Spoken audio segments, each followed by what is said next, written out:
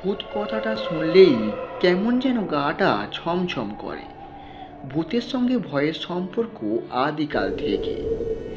আজ কলকাতার ছেলেমেয়েরাও ভূত বলতে কম ভয় পায় না।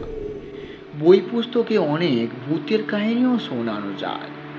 কোন কোন ভূত দুর্দান্ত ভয়ঙ্কর, তবে এটা ঠিক, ভূতেরাও মানুষের মতো নানা প্রজাতির। যেমন লন্ডনের ভূত আর কলকাতার ভূত একই রকম নয়। এবারে লন্ডন কিংবা কলকাতায় যাব না, আমার ছোট অভিজ্ঞতায় একটা ভৌতিক বাড়ির কথা জল করছে। তখন আমার বয়স কতই বা হবে, বড়জোর 10 থেকে 12 বছর। আমরা তখন পাবনা জেলায় থাকি। আমাদের গ্রামটা ছিল খুবই প্রাচীন। এত পুরনো গ্রাম সচরাচর নেই বললেই চলে। মাঝে মাঝে প্রাচীন বট গাছ, কোন কোন গাছ 300-400 বছরেরও পুরনো। এমন অনেক জায়গাও ছিল যেখানে রাত্রি তো দূরে থাক, দিনের বেলাতেও অমাবস্যার অন্ধকারের মতো। ঠাকুরদা বলতেন, জানিস নয়ন, আমাদের গ্রামটা ভূতদের পীঠস্থান। আর ওই যে রায়বাড়িটা দেখছিস, ওটা হচ্ছে ভূতদের আদি বাসস্থান।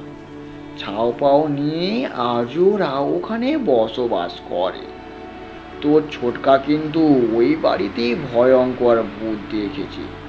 বিশ্বাস না হয় ছোটকার কাছ থেকেই শুনিস। ঠাকুরদা মারা গেছেন অনেক দিন হলো। একে একে অনেকগুলো বছর কেটে গেছে। রায়বাড়ির ঘটনা গ্রামের কারো অজানা নয়। এখনো সেখানে আজগবি সব ভূতেরা বাস করে।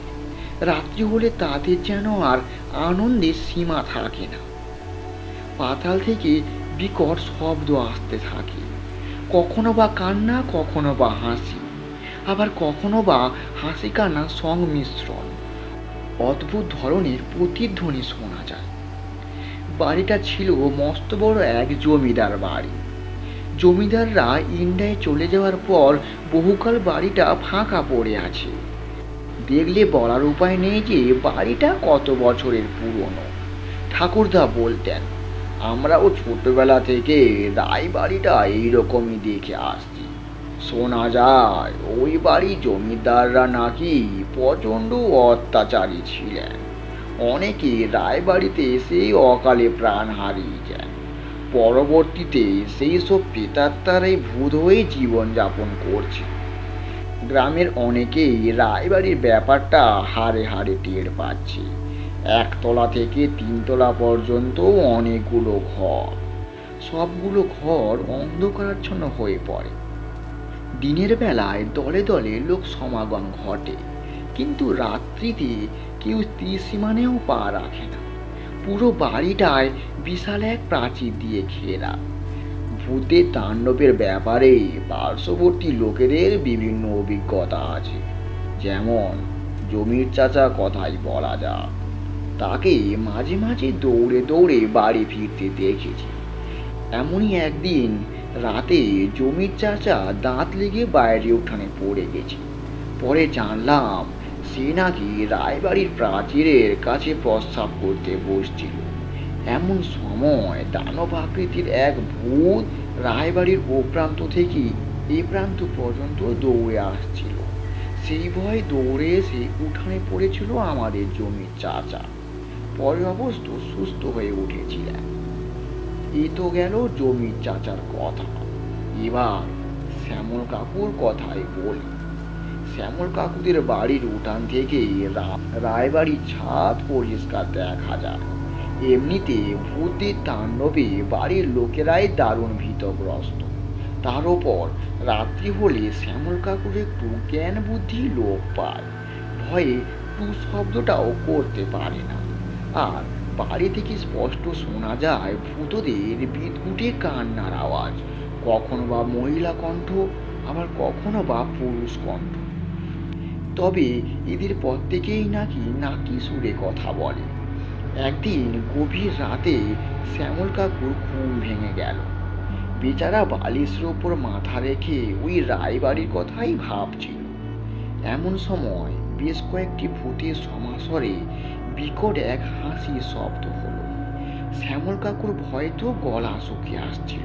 চৌকি থেকে নেমে ঢকঢক করে এক গ্লাস জল খেয়ে নিল। তারপর পুনরায় চৌকিতে গিয়ে বসল। কে যেন নাকি সুরে কথা বলছে। শ্যামল, জানলা খুলে দেখ, আমি তোর হাতের কাছে।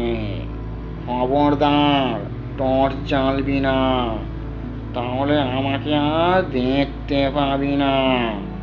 শ্যামল কাকু পরিষ্কার বুঝতে পারল এটা নিশ্চয়ই ভূতের গলা।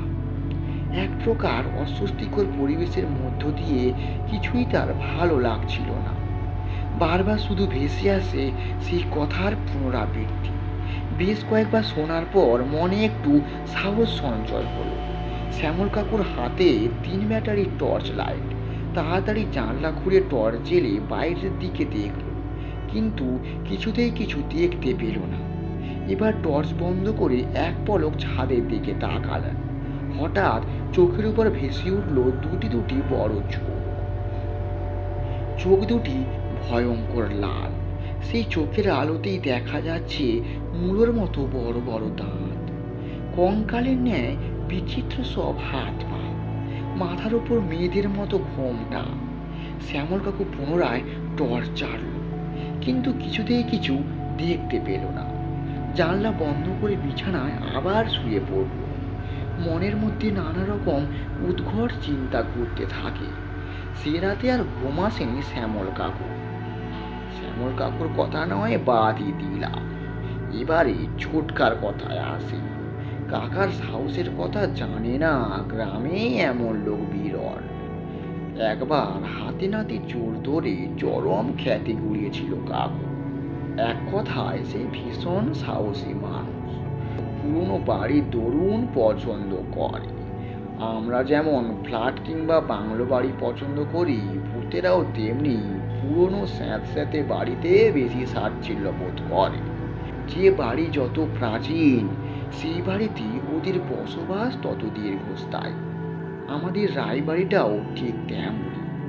গল্প করতে করতে ছোট কাকা বলল, তুই তো ভালো করেই জানিস রায়বাড়িতে বিদঘুটে ভূতেরা বাস করে। তুই যেমন আমার থেকে শুনছিস, তেমনি আমি আমার শুনেছি বাবার কাছ থেকে। আসলে রায়বাড়ি যে একটা ভৌতিক বাড়ি, ব্যাপারেই আমি নিশ্চিন্ত। আচ্ছা কাকা, রায়বাড়িটা ভেঙে ফেলা যায় না? হাই, কি বলিস! ওই বাড়ি ভাঙতে গিয়ে তো কতজন লোক মারা গেছেন, সে তোদের জন্মের আগের কথা। কেমন করে গো? দেখিস, এখনো রায়বাড়ির কিছুটা অংশ ভাঙা পড়ে আছে। প্রথম দিন যারা কাজে এসেছিল, দ্বিতীয় দিন তারা আর কাজে আসেনি। পরে খবর নিয়ে জানা গেল যে যিনি বাড়ি ভাঙার জন্য মূল উদ্যোগ নিয়েছিলেন, তিনি ওই দিন রাতেই মারা গেছেন। আর লেবার হিসেবে যারা কাজে এসেছিলেন, তারাও ভূতের তাণ্ডবে নানা রকম নাজেহাল হয়েছে। সেই থেকে কেউ আর বাড়ি ভাঙতে সাহস করে। তুমি কি ওই বাড়িতে তেমন কিছু দেখেছিলে? সে গল্পটাই আজ আমি তোকে বলবো, মন দিয়ে শুনবি। আমি তখন কলেজের ছাত্র, সদ্য পরীক্ষা দিয়েই বাড়ি ফিরছি। আমি নির্মলা শ্যামল একসঙ্গে পড়াশুনো করতাম। স্কুল জীবনের পর শ্যামলের আর পড়াশুনো হয়নি। নির্মল কলেজের ছুটিতে বাড়ি ফিরে যান। অনেকদিন পর 3 বন্ধু নিবারণ কাকার মুদিখানা দোকানে আড্ডা দিচ্ছিলাম। সেদিন কথা বলতে বলতে অনেক রাত হয়ে গেছে। চারিদিকে তখন নিস্তব্ধ। মনে হচ্ছে সারা গ্রামের মধ্যে আমরা 3 জন মানুষ। 3 বন্ধু হাঁটতে হাঁটতে বাড়ির দিকেই আসছি। রায়বাড়ির কাছে এসে গাটা কেমন যেন ভার হয়ে গেল। এক প্রকার বিকট হাসির শব্দ কানে এলো। হঠাৎ রায়বাড়ির ছাদের উপর চোখ পড়ল আমার। নির্মল বলল, ওই দেখ, বলেই জোরে চিৎকার। পাশে তাকিয়ে দেখি নির্মল শ্যামল কেউই নেই। তারপর আমার আর কিছু মনে নেই। পরে যখন জ্ঞান ফিরলো, দেখি আমি আমার বাবার চৌকির ওপর শুয়ে আছি।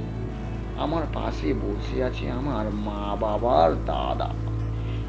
সেদিন তুমি কি এমন দেখেছিলে যার জন্য এত তাড়াতাড়ি নার্ভাস হয়ে পড়লে? সে আর বলিস না, সে এক বেদঘুটে মূর্তি। চোখ দুটো যেমনি বড় তেমনি ভয়ঙ্কর। চোখের মধ্যে কোনো রকম মনি নেই। পায়ের চামড়াগুলো অদ্ভুত রকমের। মাথার ওপর শুধুমাত্র কঙ্কালের খুলি। সামনের দিকে বেশ কয়েকটা গজ দাঁত।